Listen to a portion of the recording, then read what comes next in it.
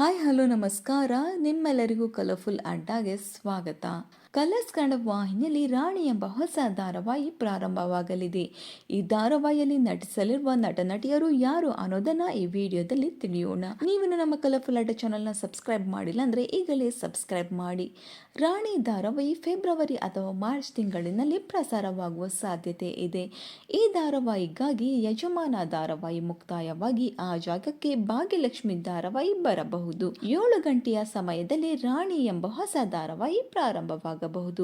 ಇನ್ನು ಈ ಧಾರಾವಾಹಿಯಲ್ಲಿ ರಾಣಿ ಎಂಬ ಪಾತ್ರದಲ್ಲಿ ನಟಿ ಧನ್ವಿ ಹಾಗೂ ರಾಣಿಯ ತಾಯಿ ಕಾವೇರಿಯ ಪಾತ್ರದಲ್ಲಿ ಕೃಷ್ಣ ಸುಂದರಿ ಮುದ್ದುಮಣಿಗಳು ಖ್ಯಾತಿಯ ಐಶ್ವರ್ಯರವರು ಕಾಣಿಸಿಕೊಂಡಿದ್ದಾರೆ. ಯಾರಿವಳು ಧಾರಾವಾಹಿ ಖ್ಯಾತಿಯ ಆರವ್ ಸೂರ್ಯರವರು ಈ ಧಾರಾವಾಹಿಯ ನಾಯಕನಾಗಿ ನಟಿಸಲಿದ್ದಾರೆ. ರಾಣಿ ಧಾರಾವಾಹಿ ಚಿನ್ನಿ ಧಾರಾವಾಹಿ ಎಂಬ ತೆಲುಗು ಭಾಷೆಯ ರೀಮೇಕ್ ಆಗಿದೆ.